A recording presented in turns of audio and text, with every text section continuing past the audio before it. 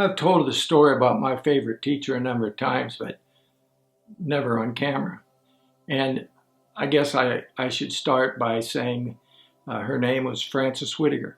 Frances was born in 1909 in southern Illinois to very wonderful parents who were quite musically oriented.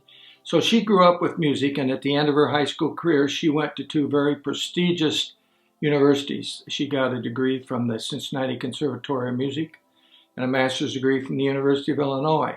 And both of those schools, students normally would go out as good as they were on their instruments and play professionally. But Frances wanted to be an educator. She wanted to make a difference in children's lives. But the superintendent says, I'm sorry, we don't have a band, or we don't have a choir, we have no job. He said, I'd love to have one, but you'd have to go to every board member and talk to them personally. And that's exactly what she did. So she was hired. She started her career at Washington Community High School in 1944 with 8 students. She had no instruments, had a bass drum. No instruments, no music, no uniforms. There she was. She made a pact with her janitor. Her janitor played a musical instrument. So she made a pact with the janitor that if he would come in every day to band and help her get this program started, she'd clean her own room.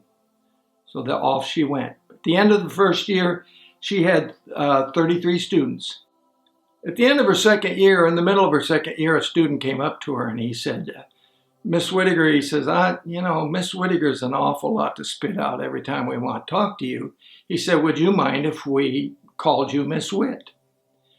And her great sense of humor, she says, it makes no difference what you call me, as long as you call me the same thing to my face as you call me behind my back. So Miss Whit it was for the next 24 years. The spring concert always came after the junior-senior prom. And so Miss Whit had her women's chorus, which is a large number of gals. She would have them wear formal dresses. And none of us, when we were there, knew this was going on, but there was always 3 to 6 girls that came to Miss Whit and said, Miss Whit, we don't have a formal dress. Our parents can't afford to buy us one. But at the concert, every one of those girls had a formal dress. And my parents kind of indicated to me after I was out teaching that those dresses just didn't happen. They came out of her pocket. And so, a little indication of what she was. I was talking to my wife about this, and she says, but you haven't told us why she's your favorite teacher. I don't know if I can tell you why. It was not because she was a fantastic educator, although she was really, really knowledgeable and very good. Most of it had the fact that she was an incredible role model. If you'd ask everybody in that school, whether they were in her band or choir or not, one word, it would be respect.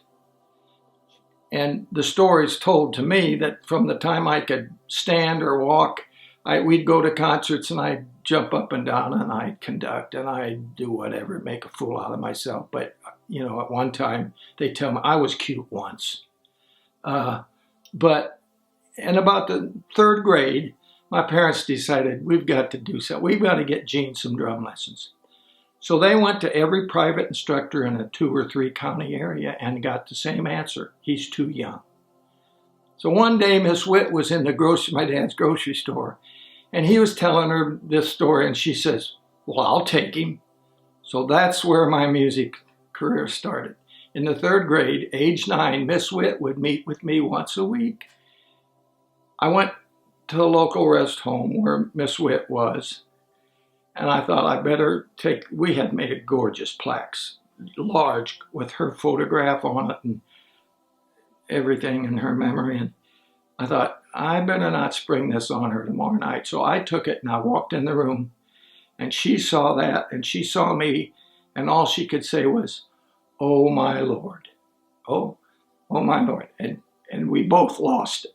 I mean, the next day, my mother had someone come in, and we had her hair done, and we got a beautiful corsage for her, and she wore a Sunday go-to-meeting dress.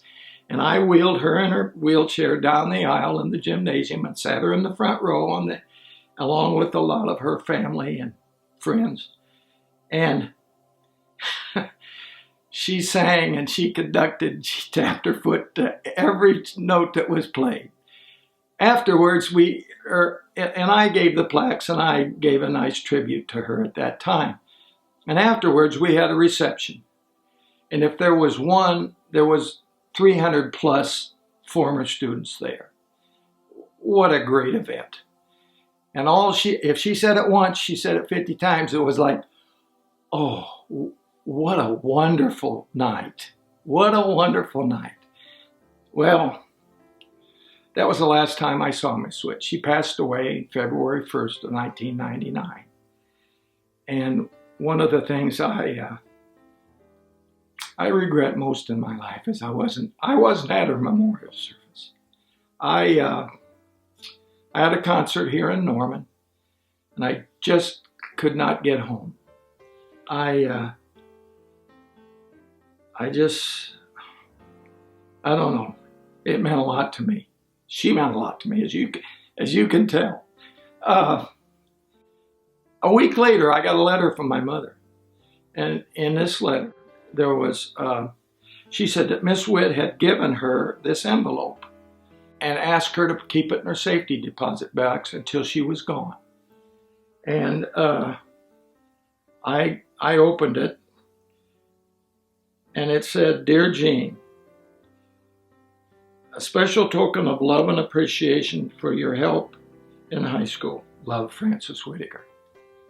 And man, just like now, I lost it. I just couldn't believe this for a number of reasons. In the envelope was another, it was a $100 e-war bond that was there that matured in 1971.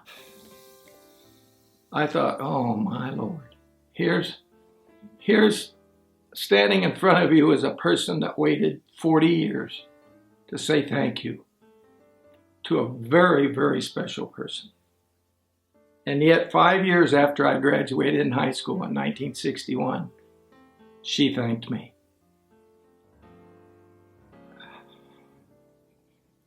She was a very special person.